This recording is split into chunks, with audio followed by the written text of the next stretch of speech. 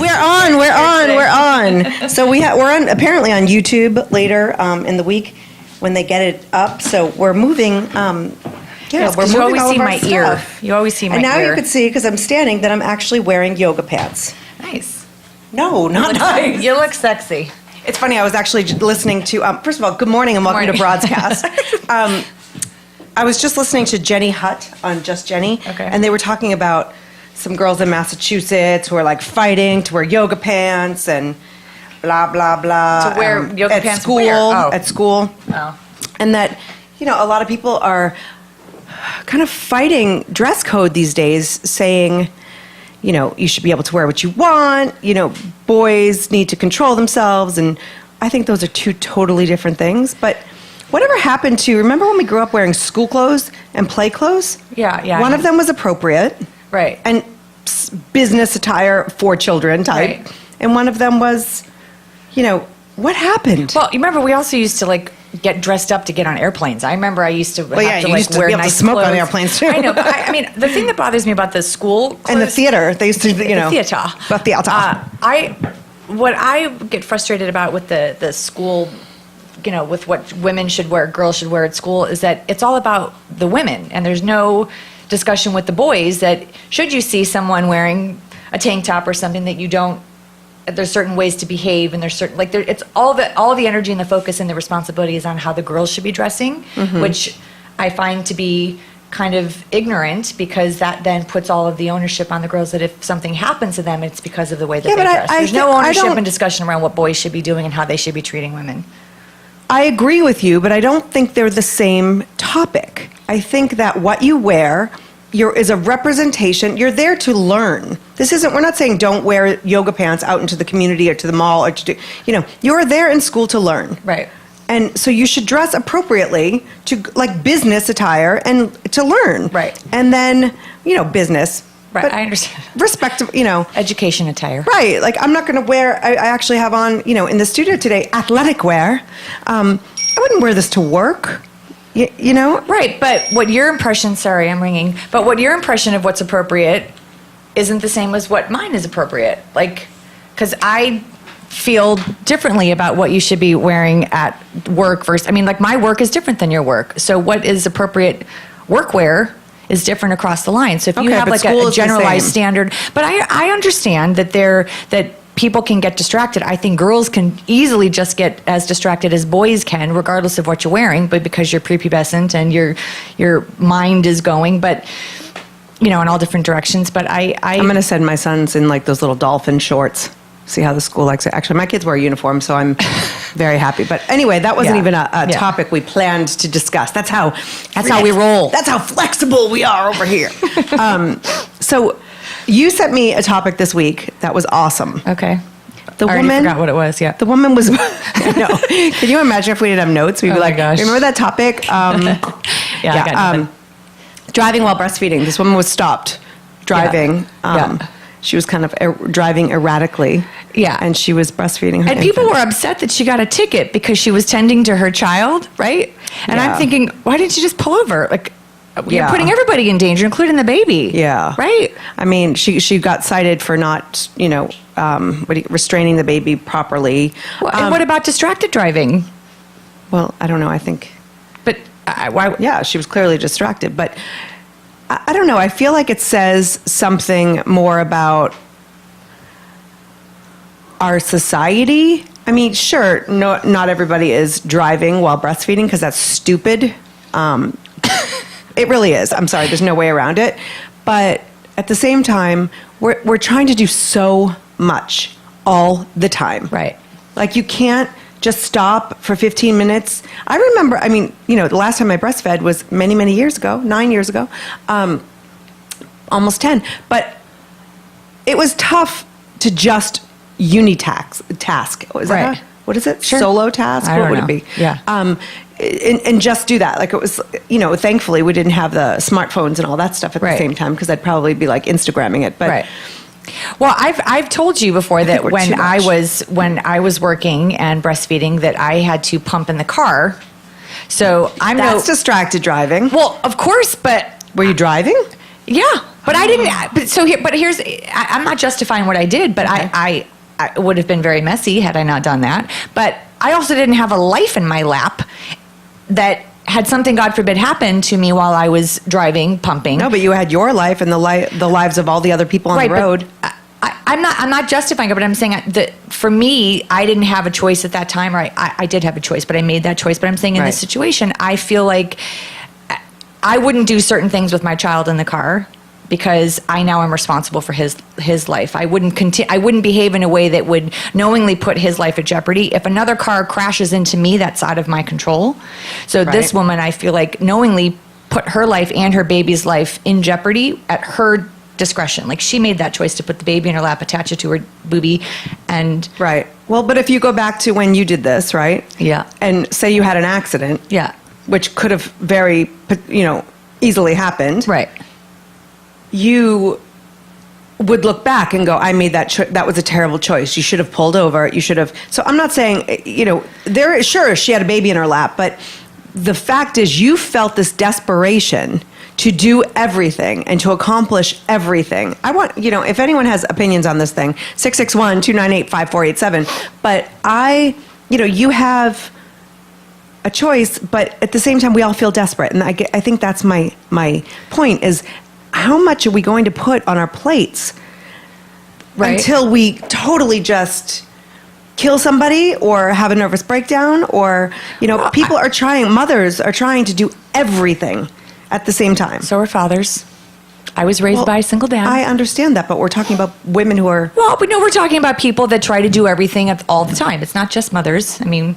It's not just moms. Well, you wanted to talk about double standards and... Well, I did want to talk about double standards, but I don't think that men put the same pressure on themselves to do it all. Like, your dad, and come on, Fred, call in. No, but your dad, went to work, and when he was at work, he was likely at work. Like, he probably didn't feel guilty that he was missing the tea or, or carry it with him as much as we do as parents. I worked, I don't know, I'm asking.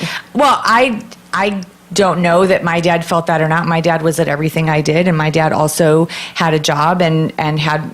my dad did it by himself. We didn't have any other help. So I think it's hard to compare what a married couple feel and what their roles are versus what a single person raising a child on their own would feel. I don't know that that's a fair comparison. I was just saying that to diminish how important a man's role is and what they juggle. I was not diminishing. I know. We're not having an argument. I'm just saying that, like... It's on.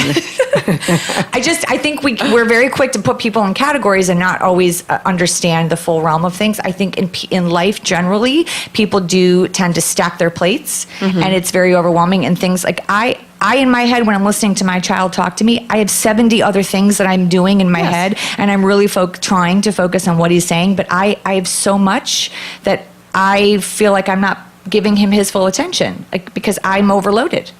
Right. And why do we do that to ourselves? But you have feelings about that. And, maybe men feel the same thing. But I will tell you this. My kids went back to school on Monday. Yeah. I am second week into a job with a probably 3-hour round trip commute on average. I am a nervous wreck. I am like checking in, setting up Google Hangouts with my kids, make sure I've bookmarked all of the teacher websites, texting, all of that stuff just to make sure. My husband shows up at 7:00 p.m. I mean, I'm not saying, and he's a caring, involved father, but he doesn't carry this with him all day. Right. Because he knows you will. You have enough for everybody, which I love that about you. I do love that about you. I love how attentive you are and how focused you are. You also are managing a lot too, and you rely on your husband to do different parts of your schedule so that you can focus here. Right. Because that's where you're good. That's where you're attentive. That's where you're able to multitask, and that's where you're focused, and that's important for you. Well, but I can't get home at 8:00, 9:00 at night and then say, have you done your homework? Right. It's not good for anybody. Right. It creates a lot of stress. Right. So, but I did put on Facebook, and people had a lot. I can't believe we only have 2 more minutes left of the segment. What? I put on Facebook, is there a double standard? Because I was talking to a colleague yesterday, and he found out that he was talking to a client and said, asked about the Labor Day schedule, and he was told that he had to work. And his response to that was he started to sing "Cats in the Cradle" as a joke to this client, right? So he tells me the story, and the client, and they laugh. He still has to work Labor Day. But Right. the point is, he makes this subtle, in jest, somewhat joke about how he's not seeing his family. Right? So if I made the same, like, oh, my kids are at school, I really want to be there after the first day of school.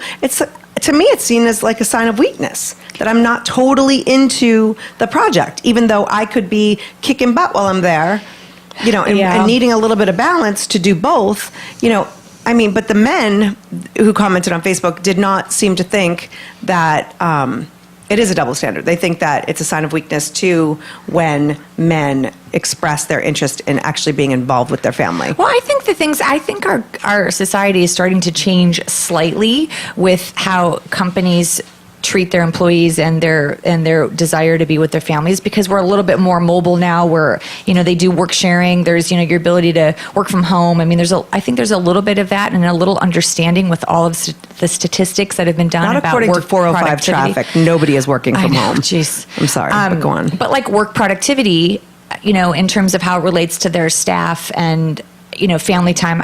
And some of these companies that are allowing dads to stay home with the kids during the first couple months, and the year-long family leave. I mean, I think companies are starting to move to that, but I do absolutely think that there still remains a double standard, and we still feel like men, in some ways, they belong in the office and women belong at home. There's still lots of people that feel that way, and so when women try to, quote, do it all, which I can't stand that phrase, we pay the price for that. Right. Well, Paul on Facebook, I know we have to go to break, says, when a man expresses this need, he's often bullied by management. Not a woman, so I can't, he's not a woman, so I can't comment in the second half. But men often hear the phrase, tell it to your wife. Yeah. Wow. Nice. That's crazy. Well, we'll be right back. With Patti Stanger. Millionaire Matchmaker. Stay tuned. We'll be right back.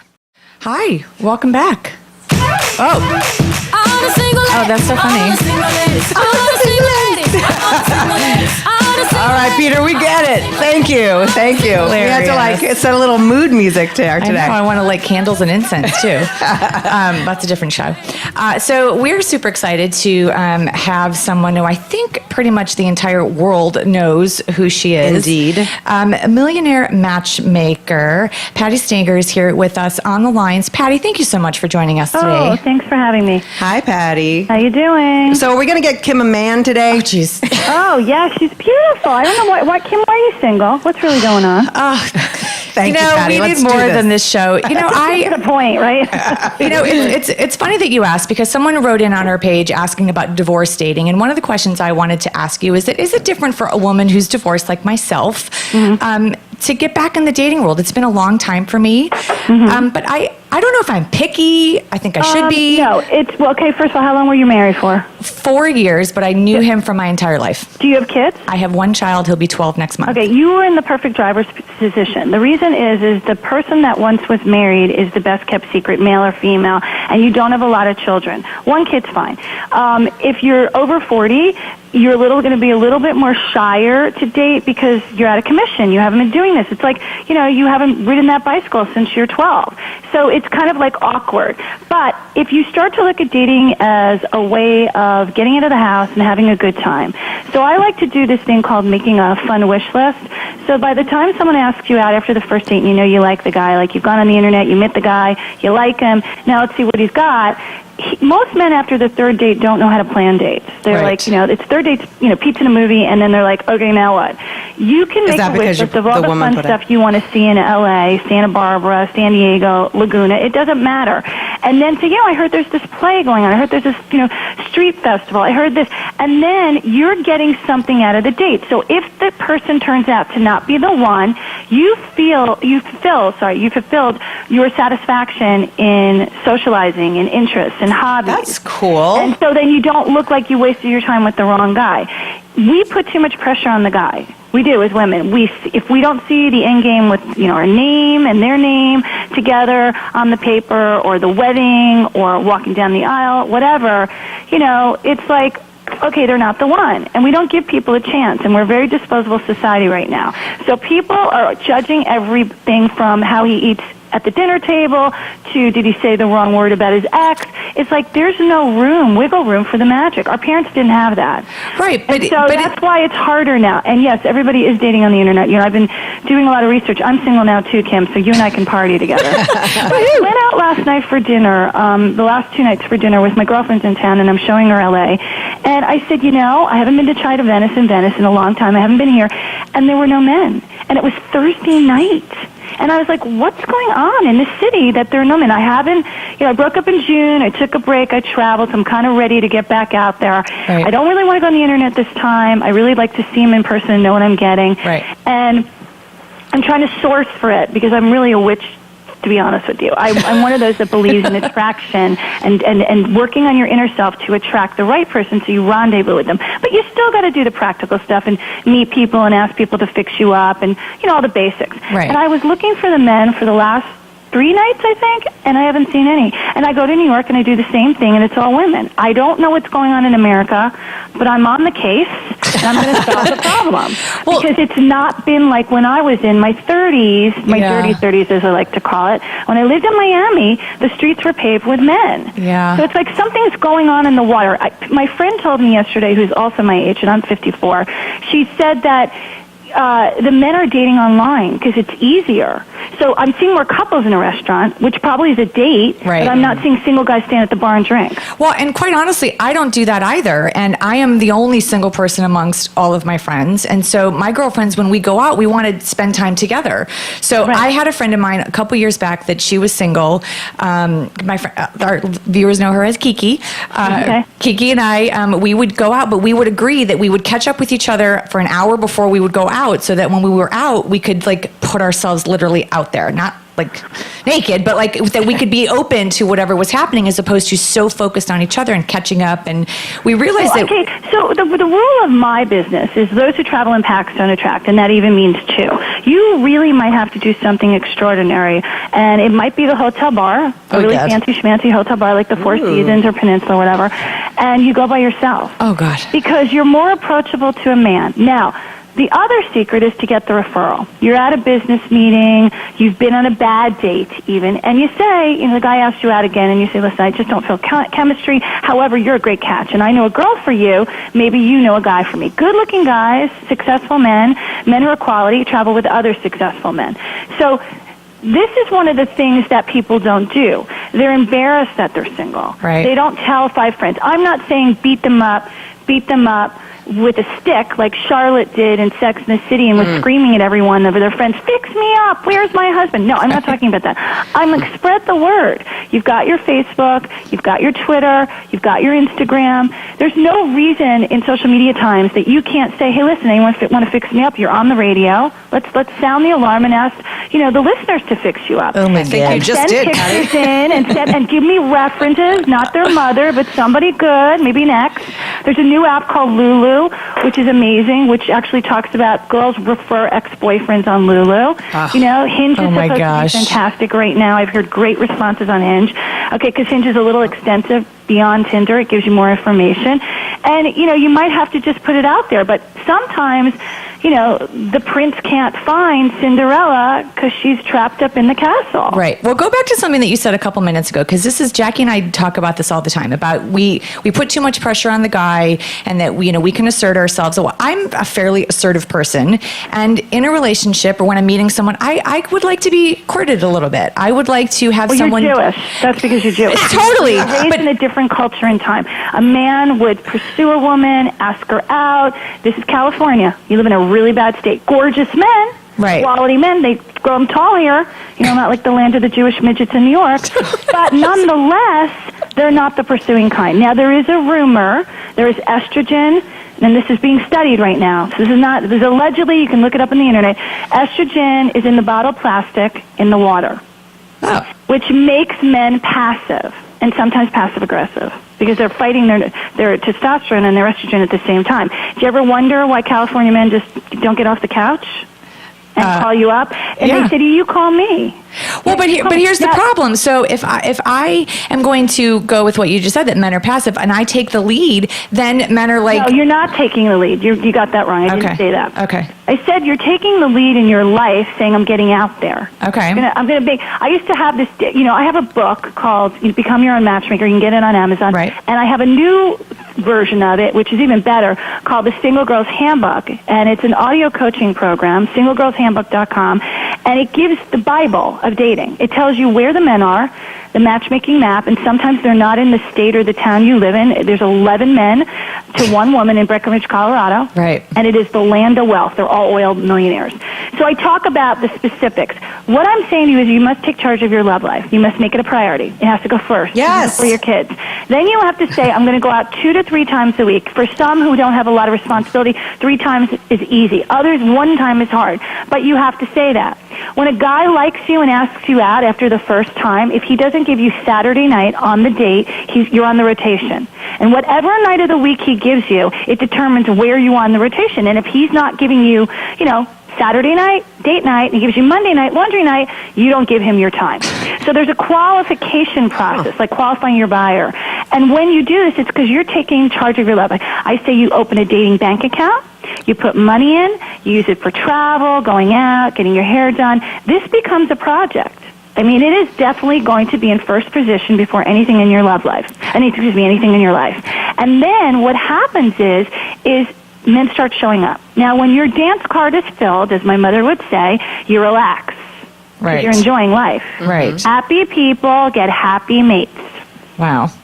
So now you're not like in heat. Where is he? What's going on? Why am I the only one single? I got to go to another wedding. I got to go by myself. There's none of that drama and negativity going on. I just think after that happens, let me just say one thing and I'll let you go back. After that happens, he shows up the right one. Right. It's textbook. I just think the balance of power is hard for me, and I don't mean a power like one has to be more power, but like too much. What? You're going to be beta and alpha at different times. You'll be alpha at work and beta at home. You'll be beta at home because most likely you're going to get a more successful guy than you who's going to call the shots. But he might be quiet. Right. He might be chatty Cathy, and he might be strong and silent and says, "Look, I'm going to let her go until she hits the wall." And I'm like, "Dude, I'm the man. You're the woman." And you're going to have to listen to me. What I say goes. But sometimes beta doesn't let alpha shine. Right. And you are one of these people that switches at beta at home and it's alpha at work, and then you get confused when you get home because you don't turn your buttons off. Well, and that's what I was going to say, that I know for me that's a struggle because there's a part of me, I'm so independent, I'm so self-reliant, I'm so in charge all the time that I would like to relinquish that a little. Do you go on a date and say, I'm so self-reliant, I'm so in charge, I'm so this? No. You're not going to be like, what do you need me for? You got to shut up. No, that's my point. So I do. I'm quiet, and I like quiet. You don't have to be quiet, but you got to have balance. Right. You got to have the yin and yang blended. So when he asks 2 questions, you ask 1. You always give less than he gives. If he basically says to you, I'm telling you a great, fantastic, long story, you do a little bit less on your story. Like, there's always a little bit of less is more because you want him to come back to the table to learn more. Be a little mystery, be a little alluring than anybody else. Don't give all your cards away. But how long does this is who I am, and if you don't like me, tough. Right. Well, but how long does this last? I mean, it feels... It doesn't really last very long. It'll happen in 3 dates, and the guy will know his position, and you'll know yours. And if you feel uncomfortable, like you got to call him to know where you're at. Like, you said we're going out 7 o'clock, and I haven't heard from you all week long. He's not your guy. But it feels a little bit like, a game and not authentic. It's not a game and it's not authentic. It's male and female biology. Right. He has testosterone. You have estrogen. Now, as you approach 50, your estrogen is going to decrease and testosterone is going to take over. And there's nothing to do about it. That's what menopause is. And he's going to switch too. He's going to switch too. The reason George Clooney got married is because he's going into estrogen phase. So he's no longer in testosterone. Before, he was sleeping with everyone, dating everyone, serial monogamous. He got tired because estrogen took over his body and said, whoa, I'm exhausted. I need someone to take care of me. And that's why he got married. Learn your biology and your science, and you'll understand where your headspace is at. But while you're in estrogen phase, okay, you need to let the testosterone take over. And it's not a game. You must be beta to get the alpha. You don't want a beta man. If Right. you wanted a beta man, then you'd become the alpha. Right. And two betas and two alphas do not come together. They will switch sides from work to home. Okay, it happens all the time, but they're never going to be at the same place at the same time. If you're with a beta man, you will lose interest. Yeah. Yeah, I think everyone's always on their best behavior in the beginning, and I think that's where I get stuck because I'm very trusting and I attach and I'm open and I give people the benefit of the doubt because I want to believe that everyone has good intentions and all that stuff. And then after a little bit of time when people get more comfortable with each other, then the real stuff starts to show, and then I'm already attached at that point, and then I'm like, oh, well, I'm sure that's what they meant, and then I start to lose myself. There's a section in the book, and also in Single Girl's Handbook, okay, where you're qualifying your buyer. So before he shows up even, you've qualified him. When he resonates into physical form, you know in the first 5 minutes of meeting him, yes or no, and you don't make a mistake. And that's the secret sauce. Because we waste time on people because we're lonely. We make poor decisions because we're lonely. Our vibrators don't cut it anymore. But it's really true. You really believe, though? I mean, I have to say, I'm married. I've been married for 12 years. And when I met my husband, I had absolutely no interest in him. Well, it's because he was married. Well, he was married at the time. And for 4 years, we knew each other before we got together. And honestly, the first time we were together, I was like giggling because I couldn't believe I was in love with him before I was attracted to him, if that makes any sense. Yes, so it makes total sense. You've decided to love. Biggest problem women have is they don't make a decision to love. They want someone to entertain them, to sweep them off their feet, but they really don't want to love the other person back. You have to choose to love. When you say to yourself, am I ready? You know what you should do right now? Is you need to say to yourself, are you ready, Kim, to love someone else? Don't ask about them loving you. Are you ready to love someone else? Absolutely. Give all your all to someone else. Absolutely. Okay, then you're ready to love. Then that's when he shows up. If you say to yourself, oh my God, the last man I had, I gave so much, I want someone to give it to me, and you stay in that vibration, he cannot show up. Love only happens when you're ready to give. Now, does that mean you're going to give without getting? No. That's when a woman is truly vibrational, okay, where she's a real female beta. Beta says to herself, I'm not going to give until I get. Right. Okay? An alpha will give because alpha wants to control and own the space. Beta will say, if you don't give me, I got to look out for myself first. And you have to love yourself first. And that's the problem. Women give too much. We're taught to nurture. But in this day and age, with social media and all the stuff going on in regular television and the pop icons, the movie stars, they're all getting divorced. Nobody's happy. Everyone's miserable. And they won't have any role models anymore. They say, oh, they have a great marriage. They have a great marriage. Like, I said to my friend yesterday, okay, who in your life has a great marriage that you want to emulate? She goes, I don't know anyone. Oh. Well, I don't know any, and most people don't. But do you think that the message... on my podcast, on the Love and Sex Report, we ask this question all the time. Who do you want to be when you grow up in your love life? And nobody can come up with the perfect couple. Now, you can have an image of the perfect couple because you don't really know these people in the media, but the truth of the matter is you can't emulate something you don't know doesn't exist. Now, did your parents have an amazing marriage, Kim? No. My dad's on his third marriage. Right, okay. Is your dad married again? Yeah, my dad's been married to his current wife for 20 years. Do you love their relationship? It's really nice out right now. It's not a relationship that would work for me, but you know what? My dad is happy, and my stepmom takes very good care of him, and that's what works for them.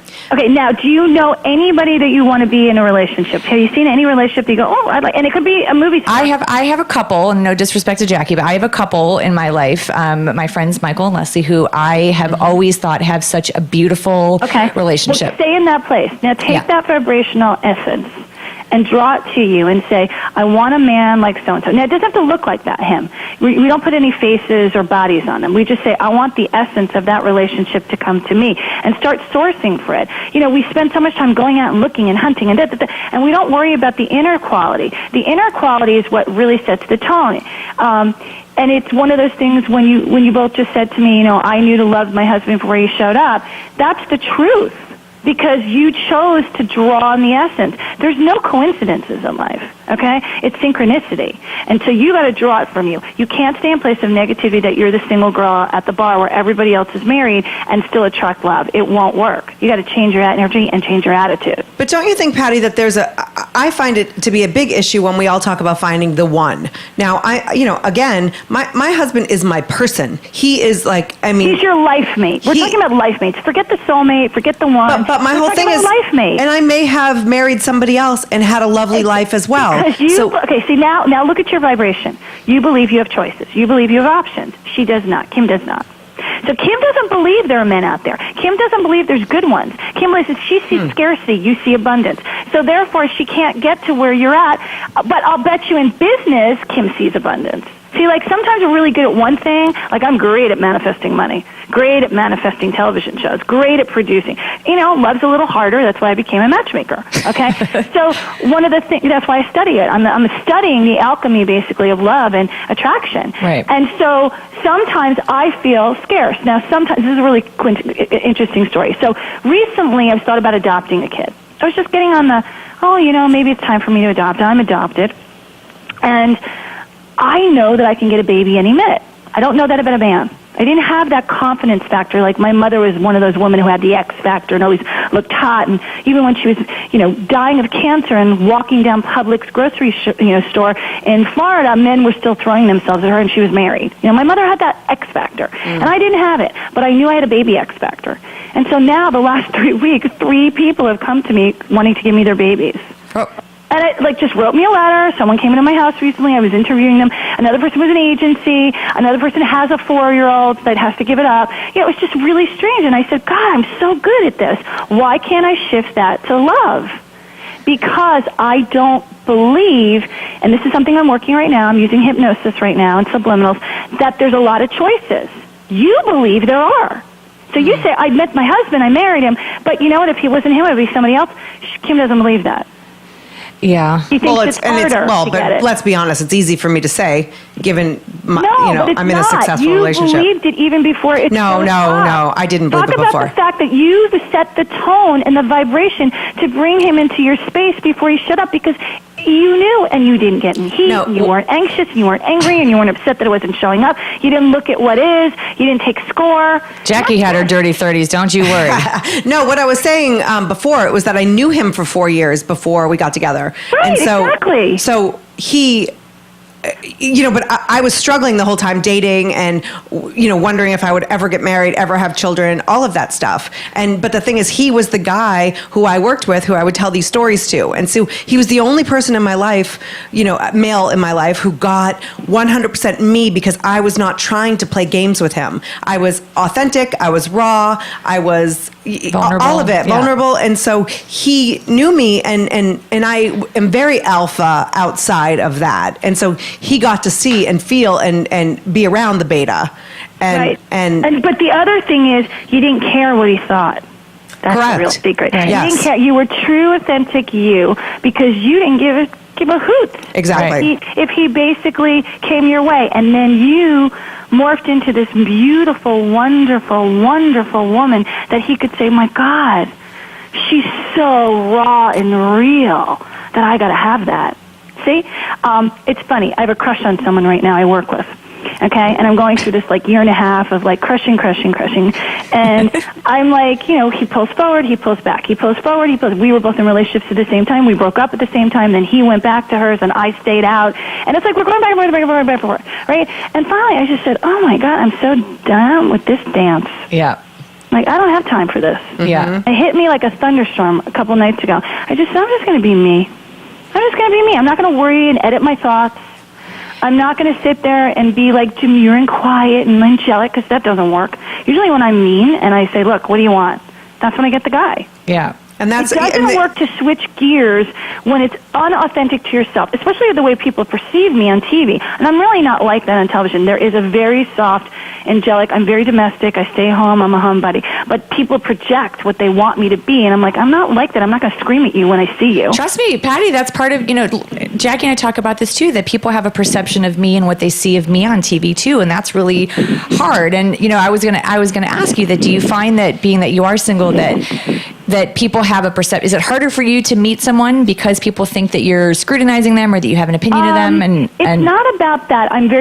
So in my work in Millionaires Club, there's a line on my application people don't really understand. I go, which would you rather have? Okay, looks or money?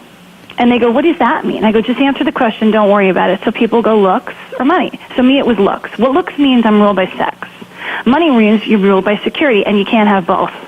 It doesn't mean you can't get both later in life or you're a celebrity and you get both. It just means that you got to pick one side of the street so I can determine how to fix you up, and that's a vibrational thing. So with me, sex has ruled the roost.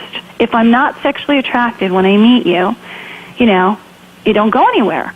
So I went in a relationship for 7 years. I was engaged. He was my best friend, and he pursued me relentlessly. And I was dating every bad boy in LA, and they were breaking my hearts, and I was breaking my rules. And my mother was alive at the time, and she's like, pick him. He loves you. Because my mother loves when someone loves you more. And I did.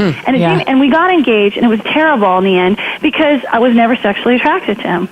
And I forced myself to be in this place. It taught me a great lesson, but it wasn't for me. And then, of course, I picked the guys who were sexually attracted who weren't good to me. So trying to find the combo package with money, whose quality, hard, not easy. You know, I'm trying to refine. But you have to look at yourself in the mirror and say, what are you? Can you attract who you are? And pretty much I'm everything I want to attract, you know? Yeah. Doesn't have to be a perfect body, doesn't have to be a billionaire, you know. Makes money, successful, nice. I'm really generous, probably to a fault. That's my biggest problem. I give too much. And, you know, I've never met anyone like me in that department. And I always said I was going to always be like, it was a kid. My mother gave me 5 Barbies one Christmas. My best friend was poor. Her family had 10 kids. She was Italian. She didn't have a Barbie. I went over to her house and I gave her 2. And they were collector's Barbies. And my mother got pissed off. She was like, how dare you do this? And I'm like, they don't have any Barbies. I have enough. Mm-hmm. And my mother went back to the woman's house to get the Barbies back, and I stood behind the door, and I go, Mom, that's not right. I was always the sharer. You know, like, there's enough for everybody. But the bottom line is, I have to learn to cut it off because sometimes men take advantage of you when you financially give too much. And I've always dated down financially. But I also did this exercise, which is in Single Girl's Handbook, and you've seen it on the show with Kenya Moore, which is called Breaking the Pattern. You have a pattern you keep repeating over and over again, and you don't know why you're repeating it. So you take the last 4 significant relationships in your life, and you look for the congruency. Like, what is the one thing that keeps showing up that you didn't like? And it was always that they took advantage of me financially and didn't have any money. And I had to go back in time and really work on myself. And I learned at 11, my dad was an alcoholic, and he screamed one day as I was 11 years old in the house, you made me lose all my money. And I must have downloaded that and said, I'm going to help every man that comes my way. Yeah, I'm a fixer too. Right. And then I woke up and said, I'm never going to do that again. And so now I'm not doing that again. And so I'm attracting men who've asked me out who have money. They're just like, no, chemistry thing. You know, so it worked for a long time ago. I used to think, oh, you don't need money. It's love that rules the world. And the older I got and the more successful I became in my own life, I thought, you know what? It's not that I need someone who is a quote-unquote millionaire. I just need someone that can take me out to dinner every week. I don't need to be, I want to be, and it would be lovely, but it makes it easier sometimes. I just don't want to be the one to support. Right. Romance is the key to success. If you have a man and he just doesn't have a lot of money, but he picked up a bottle of champagne, got a bucket of fried chicken, and said, let's go to the beach and watch the sunrise, and you cuddled and kissed, and he told you how beautiful you are, you'd be set. Totally. It's not about spending the money. It's about the quality of time and being creative with it.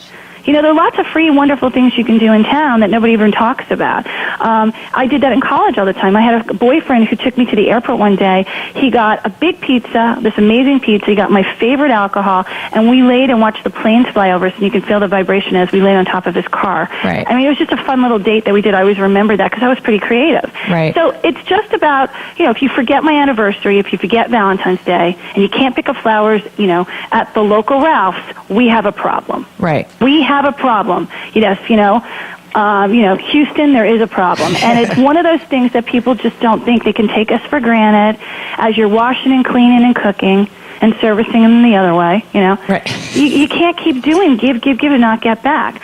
But I think men phone it in. I think they give us excuses. I think women do way more today. We have more women in college, although we're not making equal pay for equal dollars. It's a whole separate issue. It's not fair. Hopefully Hillary will be president and things will start to shift. You know, I think that there's a whole problem in America where women are taught to be indispensable from childbirth. Right. Mm-hmm. And men just have to show up. That's it. Well, Patti, we have to That's not enough. We have to take a break. Can we keep you on for a little bit longer? Yeah, I have a few more minutes, and I got to go to a meeting. Is that okay? That's yeah, perfect. absolutely. Thank you so we'll be much. right back with Patti Stanger, the You Millionaire do me a Matchmaker. favor. Welcome back to Broadcast. We are with the Millionaire Matchmaker Patti Stanger. So, Patti, we know you have to get to a meeting, but real quick, what mistakes are people making when they create their online profiles? Because my brother is recently single, and he says all the women who like him, he's not interested, and all the women, I mean, first of all, you need quality professional photos. It's worth spending some money and getting a photo. There's a great place called lookbetteronline.com. They're all over the nation. They'll get you a photographer that's cost affordable, like literally under $300. We use David Krause photography. He's amazing, and he retouches for $500. So sometimes you really got to get a professional photo to get a better person. Don't put the extreme pictures up of you hang gliding in the sky with a little dot, or 25 beers with your pals, or 25 girls you can't get. You know what I'm saying? Right. Like, oh, these are all my friends, and they're all models. Yeah, okay. Girls, stop. Don't put with the 25 cats in the picture. Oh, God. Or your 55 animals. Okay? Or the three-quarter picture, which means you didn't show your legs and your body, so they think you're heavy and you're hiding something. It's not a good idea to lie on the profile and say you're 6 feet when you're really 5'9". Okay? Right. Or women, you can take 10 pounds off, but you get to 20, you're, fudging it. I will let you cheat on the age as long as you come clean on the date. Right. But don't go past 10, or you're going to be really, screwed. But then, basically. right? Do you think that you kind of have to do some of these lies just to get somebody interested? Because they box you out. It's Wow. not like you can, they box you out. Well, yeah, I think it's okay. Kim does that because she wouldn't go for somebody. She went up to 49, and I was like, you got to open it up to 50. And she said, well, I don't want but somebody. she's starting to think 50 is like old and cantankerous. She thinks if they're not in the 40s, they're not active. Right, but she's That's what she's 43, thinking. and you've got plenty of guys who are 50 and who, and then she ended up And then dating I opened somebody. it, and he was a tool. Yeah. Okay. The other thing is, what does your handle say? So, like I used to use Sultry Brunette or East Coast Beauty, or I had something that was like attractive in the title as a woman to get the man. What is the man saying? Rugged alpha. That'll get a woman. Right. You know what I mean? Like, what are you saying? Say, Brewski boy, no one's going to pick you. You know what I Right. mean? Like, think about what you're saying. Then the tagline's important. I always say, I'm looking for my best friend I can grow old with. Okay, it's a very gentle, soft place to fall. A woman who wants a man who's successful says, I love titans of industry because I love to learn about business. You see what it is? So Right. it's like the way you say it is more important than actually what you're saying. Oh, Pretty much it. Yeah. It's not working for me. And I said, no more than 4 photos. If you put 4 photos, a good body shot, if you're 20-something, you put a bathing suit shot on. But if you put 4 quality photos of you alone and nobody else in the picture, okay, and they ask you for more, that means, they're doing the little nasty to you. Yeah. And they basically are married. Because a man sees 4 photos, he knows, hey, let's go. Let's make a date. Now, the man that asks you for dinner is a quality guy. He's got to eat. Right. So he has money. Okay, he says, listen, you mind eating at 7? Let's instead of a drink or coffee, don't do the Starbucks date because they're poor. I know people hate me for saying this, and Starbucks probably hates me, but I'd rather have Olive Garden than Starbucks any day, okay? Because a man who will break bread with you and spend an hour eating food wants to get to know you. See, and but is really I don't ready want for to a relationship. But unless there's some little bit of a connection before, I don't want to enlist but you're talking about he might have friends, you might have a commonality. Oh, You right. like to ski, he likes Right. his sexy voice on the phone. He took charge. You're going to feel the energy. You know who to give dinner to and who to give a drink Right. to. Now, some men do the drink and say, "Oh, we're hitting it off so well. How about, are you hungry? You want to get some dinner now?" Right. They do that too. That's a quality guy. How do But you the move guy who from takes you to texting- Starbucks, the guy who takes you to Starbucks is not a quality. The guy who says, "Let's go on a hike," not a quality guy. Right. Runyon Canyon, I'll meet you at Runyon Canyon. No, I don't even know you yet. I'm going to go hiking with you because or let's meet at the beach. He wants to see you in a bathing suit. The other one wants to see you in workout gear.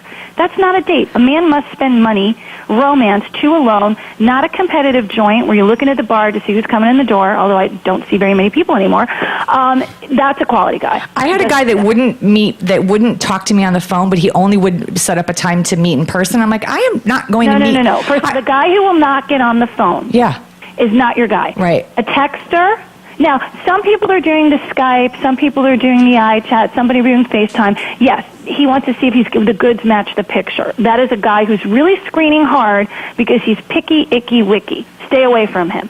The guy that says, "Oh, I like your voice," I know who you are. I've seen you on TV. Right. Oh my God, let's meet.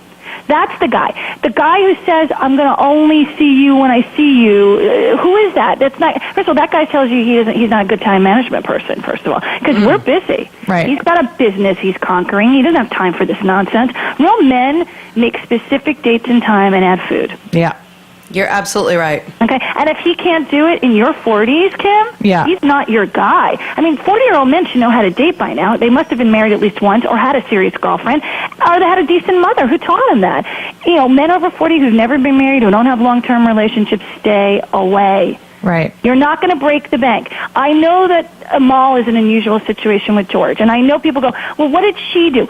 She lived far away. There's 3 things she did. You want to know why George Clooney settled for her and picked her, rather? You want to know why? Why? Okay, she was a foreigner that lived far away, and she was at the top of her industry like he was at the top of his industry. So now he's getting a quality woman he's proud of. She's not some actress trying to, ride his coattails to fame. Okay? Right. Like Stacy Keibler, okay? The second thing is, he wanted her. He had to fight for her. She's busy. So the first 3 times I heard that he asked her out, she said no because she had 5 things going on, and she's just like, I don't trust this dude. She's going to win her over. Robert Downey Jr. did the same thing with his wife. She's Jewish. He was in the program, an addict. She's like, I'm not dating him. I have to take insurance out as a producer to date him. He had to fight and break the door down to prove her that he was healthy to date. Yeah. When a man does that, as Dr. Phil says, when a man climbs mountains and swims oceans to get you, that's your guy. Yeah. So she was busy, Amal. And she's like, look, you want to go in my world? Okay, you want to date me, you got to go in my world. So she set the tone, and she became a boundaries girl with priorities. And it had to move fast because they started dating and going on vacations. And then when they lost each other in between, they were lonely and missed each other because they lived in 2 different countries. Long distance goes faster a lot when they're serious. Right. Wow. Oh my gosh. Well, Patti Stanger, Lots of education. No, I love it. I love it. If you want more from me, you can get singlegirlshandbook.com or check Excellent. me out at pattyknows.com. It's Right. my website. Right. Okay? Thank Awesome. you. Thank you. so much. Have So a great much. day. Bye-bye. Okay, Bye-bye. So I feel like you have a lot to think Homework. about. I have homework. Right? Patty just gave me homework. Jeez. How do you feel about, some of the things that she was saying? A lot of what she says, I think I know. It sounds like an excuse when I say some of those things are hard to put into play. And I think I'm learning and I'm getting better. I think, you and I talk about this a lot, that it's the balance and it's trying to figure out. I have found that the older I am, the more intolerant I become of some of this BS that I find out in the world, and then I'm trying to put myself in check that, like, what am I putting out and what am I getting back? I'm really just trying to figure out my part in all of it, and if I'm open to receiving things, and if I'm making excuses, or if I'm trying to be, open to how other people behave. Like, I'm trying to figure it out, and it's not easy. I guess it's just not easy. It's not easy, but I think that not easy being wheezy. But I think being open is number one, and not and just. Playing the numbers game too you have to meet a lot of people. Well, the first thing that she said that I would have to do, I'm not going to a bar by myself. I'm not that girl. I don't think I could. I think that you need to do the things that make you happy. Go to hockey games and go to. Right, but I'm not going to. But you always bring your kid.